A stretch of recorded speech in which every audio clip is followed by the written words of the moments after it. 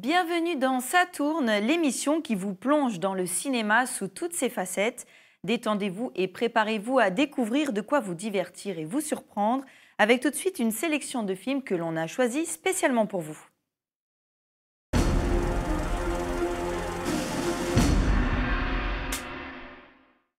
Et on commence avec le film Jamais sans mon psy. On y suit le docteur Béranger, psychanalyste respecté qui vit une vie parfaite, jusqu'à son patient, Damien Leroy, un jeune homme angoissé et envahissant.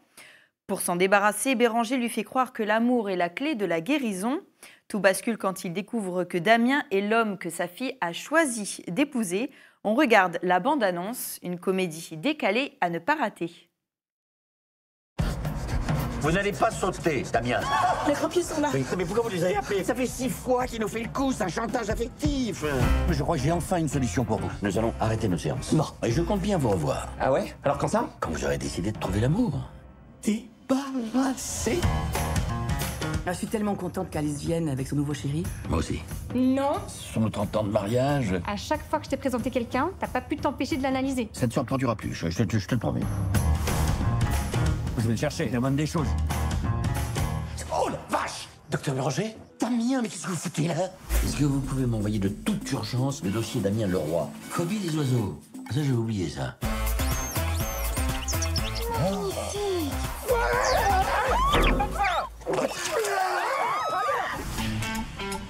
Je vais avoir besoin de votre aide. On ne pourrait pas lui enlever Alice de la tête? Je peux te faire un prix, Doc. Hein. On se tutoie? À partir de 600 €, je tutoie tout le monde. Allô, Stéphane? On voudrait t'inviter. Oh, docteur Béranger, ça fait plaisir. Alors vous étiez un couple magnifique. C'est qui, Stéphane? Je pense que je vais me marier avec lui. C'est ça que vous cherchez, docteur? Il a réussi. Il est pas mal au cœur en voiture. J'ai pas tout l'état du monde non plus. Accrochez-vous. Nous adorons les piments, on ne les sent plus, nous. Vous, ça va? Pas de palpitations? Vous vomissez combien de fois par jour? Ils te mettent à l'épreuve. Avec ces somnifères, tu vas bien dormir, mon grand. Bah le mieux c'est que je m'en aille.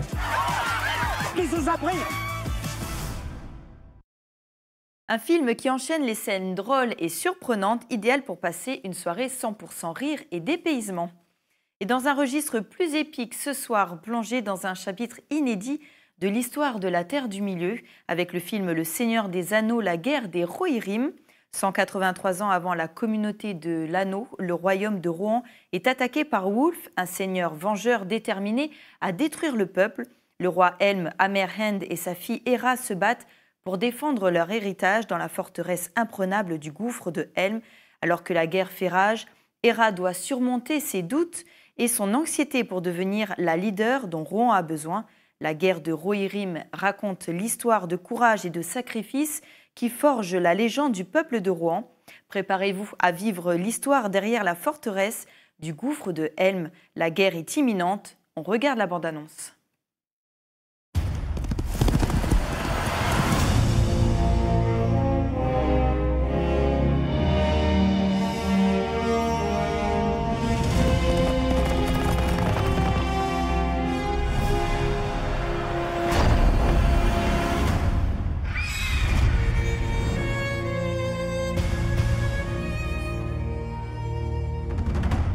Toute la Terre du Milieu connaît la légende de la guerre de l'Anneau.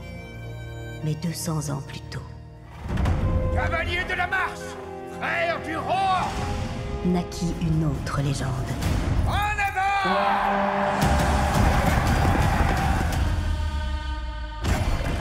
Nous avons une proposition pour renforcer le Rohan. Hera, fille de Helm, moi, Wolf, suis venu demander ta main. Nos pères s'entretiennent comme si je n'étais pas dans la pièce. Je n'ai nulle envie de t'épouser. Tu ne désires pas une alliance, tu désires un trône. Tu vas regretter tes paroles, vieil homme. Il est mort. Vous paierez sa mort de votre vie. Le garçon que j'ai connu n'aurait jamais souhaité la guerre. Ce garçon n'existe plus. Ils sont si nombreux. Je m'engage à me battre pour mon roi. Tu ne sais rien de la guerre. Je suis la cavalière la plus rapide que vous ayez. Le peuple a besoin d'espoir, Hera. Besoin de croire en quelque chose. ma fierté, ma joie. Tu pourrais gouverner le monde. Tu penses que j'ai peur de toi?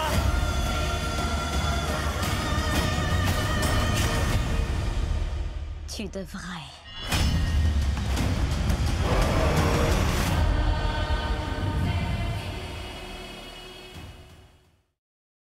Si vous êtes fan de la saga, vous allez forcément adorer ce nouvel épisode qui enrichit l'univers de Tolkien avec une histoire épique et inédite. Ces deux films sont à retrouver dès à présent dans vos salles de cinéma. Et on continue ce soir avec une programmation spéciale consacrée à la maladie d'Alzheimer, un sujet qui touche de nombreuses familles et qui mérite toute notre attention.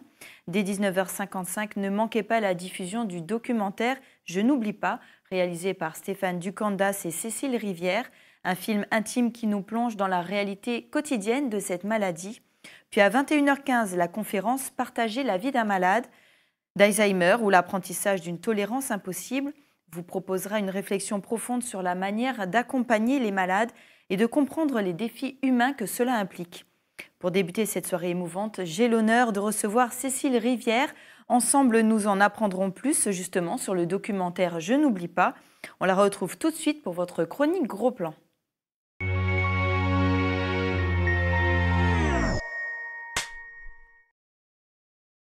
Bonsoir Cécile, merci d'être avec nous. Bonsoir. Alors comme je le disais précédemment, ce soir sur Calédonia, nous avons une soirée spéciale consacrée à la maladie d'Alzheimer qui commencera avec la diffusion du film « Je n'oublie pas » que tu as écrit avec Stéphane Ducandas et qu'il a réalisé. Oui. C'est un film de 73 minutes sorti en 2021 qui a été coproduit par Canal+ et Ethnotrack Prods. Alors avant de parler de ce film, j'aimerais savoir d'où vient cet intérêt pour le cinéma. Alors, Stéphane et moi, on forme une équipe dans la vie et au travail depuis quelque temps déjà. À la base, moi, j'étais pas du tout de la partie. J'ai un premier métier qui est d'être sage-femme.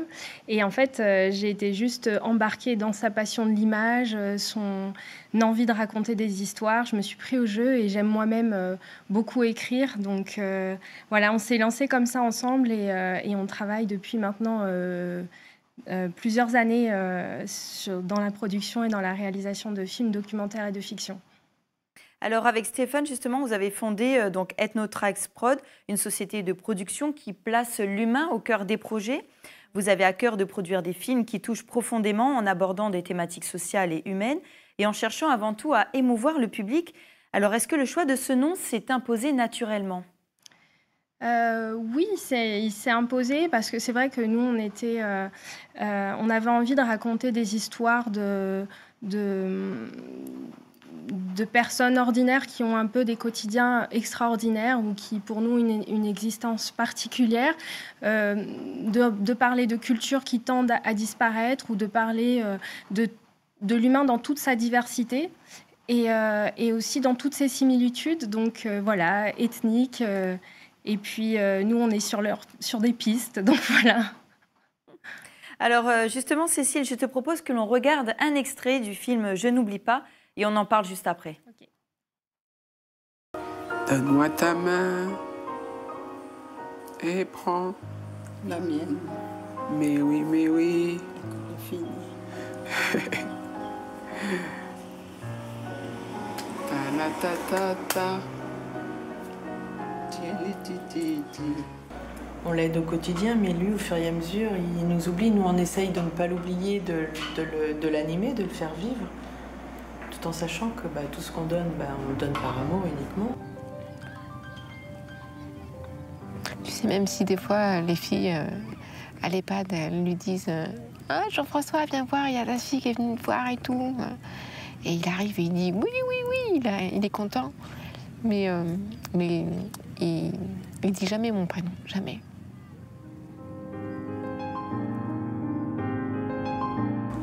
Cette personne-là nous oublie. On doit accepter de ne plus faire partie de sa vie comme c'était avant. Mais voilà, c'est qu'on doit accepter que de toute façon, ça ne sera plus jamais comme avant. On n'attend rien en retour. On n'attend rien en retour, mais simplement, c'est de l'amour, quoi. on accompagne, parce que cette personne nous a accompagnés, nous, toute notre vie, ben, jusqu'à la fin de la sienne, ben, on accompagne, on suit. Alors ce film aborde la maladie avec de la sensibilité, il montre avec beaucoup de justesse l'épreuve vécue par les proches des malades. Alors pourquoi avoir décidé de parler de cette maladie ? En fait, quels que soient les sujets qu'on choisit, généralement, ils font soit vraiment écho à notre propre histoire, à quelque chose de très personnel, ou alors il s'agit d'une rencontre. Et là, en l'occurrence, pour les aidants des malades d'Alzheimer, ça a été vraiment une rencontre. J'ai côtoyé en fait pendant plusieurs années, je côtoie encore en fait un des protagonistes du film documentaire et je me suis liée d'amitié, j'ai été très attachée à sa famille et j'ai eu envie de raconter leur histoire parce que vraiment il m'a semblé que la société avait été un peu démissionnaire par rapport aux aidants, c'est-à-dire qu'on compte sans contrepartie sur les aidants pour être présent auprès des malades, pour assurer le quotidien, etc. Mais ils sont très peu reconnus. Et franchement, ça a été un coup de cœur, ça a été une amitié, ça a été aussi l'envie de parler de cette problématique-là parce que j'ai été sensibilisée à titre très personnel. Alors justement, on le voit dans ces scènes, vous avez réussi à tisser des liens très particuliers avec ces personnes. Comment ça a pu se faire, justement, d'avoir réussi à avoir des scènes aussi intimes comme ça ? Alors, c'est du temps, c'est énormément de temps passé, de conscience. Et je pense aussi que Stéphane, il a cette capacité, en fait, et cette bienveillance, en fait, à se retrouver auprès des gens et à les regarder vivre, finalement, être là avec eux au quotidien. Et finalement, c'est tout ce temps passé avec eux qui nous permet de saisir ces moments si intimes. Parce qu'au bout d'un moment, je pense qu'on oublie la caméra, on oublie que... Voilà, enfin, l'équipe de tournage fait finalement partie du quotidien des protagonistes. Et il y a vraiment cette forme de confiance qui est établie. Et je pense aussi que c'est la manière d'amener les choses. Et ça, vraiment... je pense que c'est la réalisation qui permet ce travail-là. Et donc, c'est vraiment cette collaboration avec Stéphane qui a permis d'enrichir justement ce film. Oui, on se complète bien. Je crois qu'on se complète bien. Il avait déjà en fait cette faculté-là parce qu'il vient de la photo. Il a beaucoup travaillé en photo avant et pareil toujours sur des portraits, raconter des histoires de vie, etc. Et il avait cette facilité à saisir l'instant magique, celui où il se passe quelque chose, où l'émotion elle est vraiment présente. Et donc ça s'est poursuivi dans le film documentaire et aussi dans la fiction maintenant. Donc oui, je pense qu'on se complète bien et c'est ce qui fait que que nos films réussissent finalement souvent à toucher ou à émouvoir. Alors, quels sont les messages que vous souhaitez transmettre à travers ces témoignages poignants ? Probablement d'abord, c'est de reconnaître en fait le travail des aidants. La première chose, c'est ça. De reconnaître aussi leur souffrance ou leur peine parfois, leur joie aussi. Et peut-être que la société s'empare aussi un peu plus du problème et puisse leur accorder, alors quand je parle de la société, je parle aussi des institutions, qu'on puisse leur accorder aussi un peu de temps pour eux, un peu de temps pour remplir de nouveau leur propre, j'allais dire leur bol. C'est-à-dire qu'en fait, ils sont toujours à donner. Quand on donne en permanence, on a besoin parfois de prendre du temps pour soi et de recevoir. Et donc, je trouve que c'est vraiment le message, quoi. C'est de se dire, faut pas les oublier. Il faut aussi que cette problématique, elle soit prise en compte par les institutions. Et il faut leur accorder du temps. Il faut leur permettre d'avoir des espaces, en fait, un peu des bulles où les aidants puissent décompresser, en fait, et se retrouver et se réparer aussi. Parce que c'est aussi ça, c'est à force de donner, finalement, on est vidé et on a besoin aussi de nouveau de se réparer et de se reconstruire. Alors ce film a été réalisé en 2021. Le secteur aujourd'hui de l'audiovisuel local a été fortement impacté par la crise du 13 mai. Comment avez-vous réussi à surmonter ces défis et à continuer à avancer dans vos projets malgré ces difficultés? J'avoue, on a traversé une période particulièrement difficile, d'autant plus qu'on a... notre bureau a été ravagé, on a quasiment tout perdu. Donc c'est vrai que ça a été difficile et très honnêtement, on a pu compter sur la solidarité de tous nos collaborateurs de l'audiovisuel. Et je crois que c'est grâce à eux qu'on sort un peu la tête de l'eau. Donc vraiment, on leur dit encore merci aujourd'hui. Donc c'est vraiment cette solidarité-là qui a payé. Et ensuite, le fait aussi de se dire que finalement, on a l'impression d'être utile. On essaie en tout cas d'être utile, de faire des films qui sont impactants, qui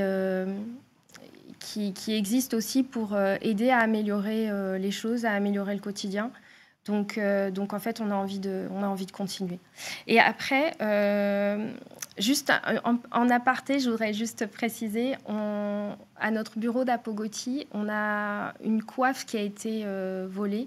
Cette coiffe, elle appartenait à Juliana, qui a été la reine de notre court-métrage de fiction La Baignoire. On y tient beaucoup parce qu'en fait, Juliana, depuis, est partie. Et on aimerait bien la retrouver. Donc, je lance un appel si toutefois quelqu'un a vu cette coiffe quelque part et ne s'en servirait pas. On voudrait bien la retrouver. Merci. Et ça, j'ai passé en tout cas. J'espère que vous pourrez la retrouver. Merci beaucoup. Enfin, après ce film, y a-t-il d'autres thématiques sociales ou de santé que vous aimeriez explorer dans de futurs projets ? Oui, probablement. C'est vrai que là, on vient de terminer un film documentaire particulièrement difficile qui s'intéresse au féminicide et à la reconstruction après, qui s'intéresse à un mouvement féminin de lutte contre les violences. C'est vrai que ça a été une thématique encore douloureuse et difficile, compliquée à aborder, d'autant plus cette année. Donc, pour le moment, on est encore très, très habité par ce dernier film documentaire qui vient de sortir, là, dont l'avant-première a eu lieu le 25 novembre.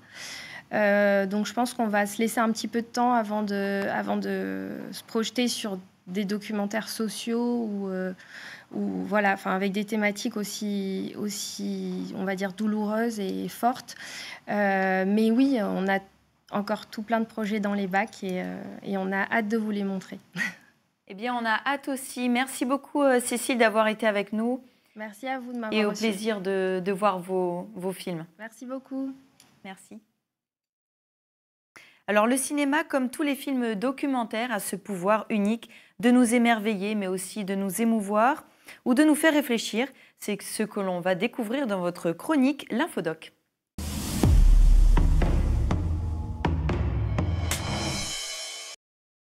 Ce soir, vous allez découvrir la vie intime d'Ernest Hemingway à travers le documentaire Ernest Hemingway, 4 mariages et un enterrement de Virginie Linhart. Nous vous plongeons dans l'univers de ses relations amoureuses entre 1920 et 1961, essentiel pour mieux comprendre l'homme derrière le mythe. Parmi ces femmes, Martha Gellhorn occupe une place particulière. Plus qu'une simple compagne, elle a su tenir tête à Hemingway, tout en laissant une empreinte indélébile sur son époque et sur l'histoire du journalisme de guerre. On regarde un extrait. Lorsqu'il n'est pas dans les tranchées, l'écrivain est à Madrid et loge à l'hôtel Florida, où il rédige des dépêches pour la presse américaine. Il y retrouve Martha Gellhorn, une jeune écrivaine qu'il a connue à Key West. Elle l'a suivie en Espagne pour couvrir la guerre à ses côtés. Soutien actif de la cause républicaine, elle se fait remarquer par un article titré « Seuls les obus gémissent ». L'hebdomadaire Collier's l'engage aussitôt comme correspondante de guerre. Martha a trouvé sa voie. Elle écrira toujours du point de vue des peuples. L'écrivain est-il impressionné par le talent littéraire de la jeune femme ? S'il aime son goût pour l'action, il est aussi très fier de son allure de grande blonde aux yeux bleus et aux formes généreuses. Il vante ses jambes jusqu'aux épaules. Elle le décrit comme un vieil oiseau très attachant et plein d'énergie qui raconte merveilleusement les histoires. Bien qu'elle lui ait souvent répété « Il faut apprendre à ne pas se marier, Ernest », Martha devient la 3e Madame Hemingway en novembre 1940. Dans son discours de mariage, elle annonce qu'ils iront passer leur lune de miel à inspecter les fortifications des communistes chinois.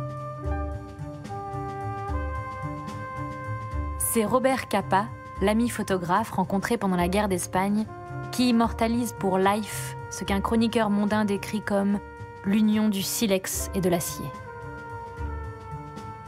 Martha a 8 ans de moins qu'Hemingway et possède un esprit de compétition que n'ont jamais eu ses autres épouses. Elle se veut son égale. Elle sillonne le monde entier, au point que Hemingway l'interroge avec son machisme habituel. « Es-tu une correspondante de guerre ou une femme dans mon lit ?» À une telle question, comment Martha peut-elle répondre que son souhait le plus cher est de préserver sa propre carrière, exactement comme il le fait lui? Lucide, Martha perçoit clairement le prix que paye Ernest pour écrire. Son alcoolisme, ses peurs héritées de l'enfance, son besoin de briller sans cesse et partout. Bientôt, les disputes entre les deux écrivains sont homériques et leur union se détériore.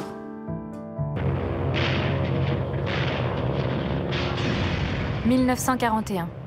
En décembre, l'attaque de la base navale de Pearl Harbor par l'aviation japonaise provoque l'entrée des États-Unis dans la Seconde Guerre mondiale.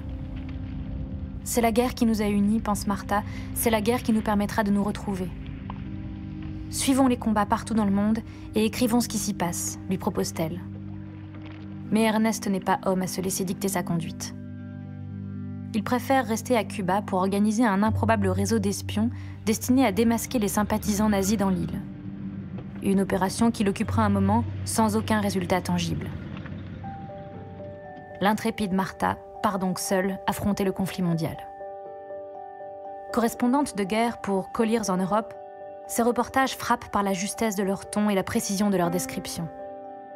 C'est peut-être Ernest qui parle le mieux des articles de Martha, lui si avare de compliments envers les autres auteurs. Tout ce qui arrive aux gens dont elle parle est vrai. On a l'impression que c'est à vous que ça arrive, comme si vous y étiez. Les récits de Martha ont-ils donné envie à Ernest d'aller voir la guerre de plus près? En 1944, il propose ses services en tant que correspondant de guerre à l'hebdomadaire Colliers et rejoint Londres pour accompagner en mission des pilotes de la Royal Air Force.